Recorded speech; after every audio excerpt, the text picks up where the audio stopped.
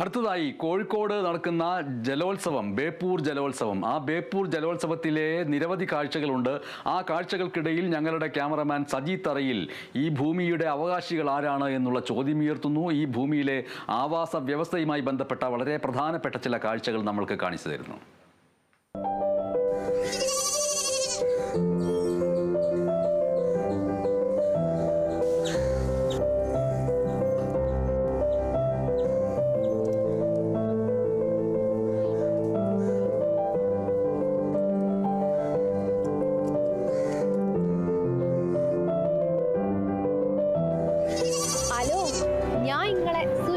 ആടല്ലാട്ടോ, ഇവിടുത്തെ സൗജന്റെ ആടാണ്. സാധാരണ കറവ് കഴിഞ്ഞ ഈ ബേപ്പൂർ മറീന ഞങ്ങളെ പറുദീസയാണ്. ഇപ്പോ ഞങ്ങളൊന്ന് മാറിക്കൊടുക്കുകയാണ് 2 ദിവസത്തേക്ക്.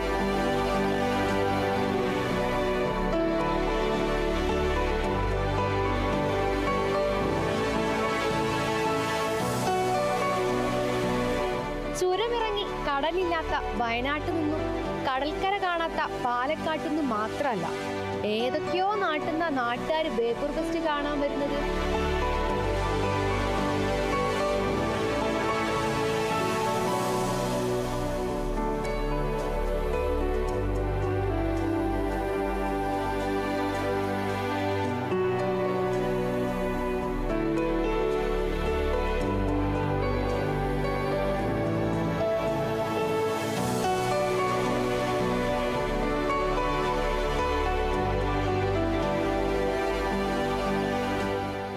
പെരുമ കൊണ്ട് വമ്പന്മാരാണ് പത്തേമാരിയുടെ ഈറ്റില്ലമായ ബേപ്പൂര്.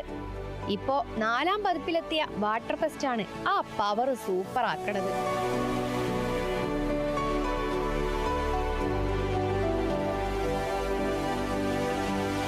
ഞങ്ങളെങ്ങോട്ട് അടുപ്പിക്കൂലെങ്കിലും നാട്ടുകാർക്ക് നേവിക്കപ്പലൊക്കെ കേറി കാണാനുള്ള സൗകര്യമൊക്കെ ഉണ്ട് കേട്ടോ.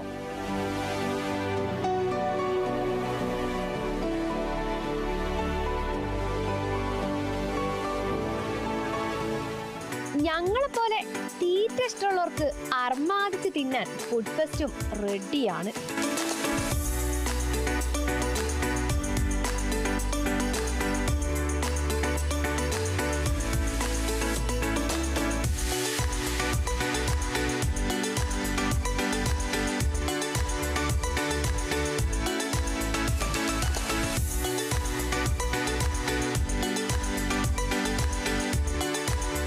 ഇതൊന്നുമല്ല മക്കളെ, വെള്ളത്തിലെ കളിയാണ് ജോറ്.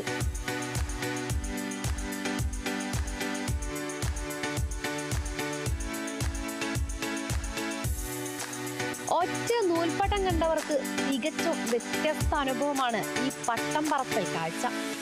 കണ്ണ് തള്ളാതെ നോക്കണേ. ബേപ്പൂർ ഫെസ്റ്റ് ബേപ്പൂര് മാത്രല്ല കേട്ടോ, ചാലിയത്തും ഫറൂഖിലും കോഴിക്കോട് ബീച്ചിലും ഒക്കെ ഉണ്ടായിനി.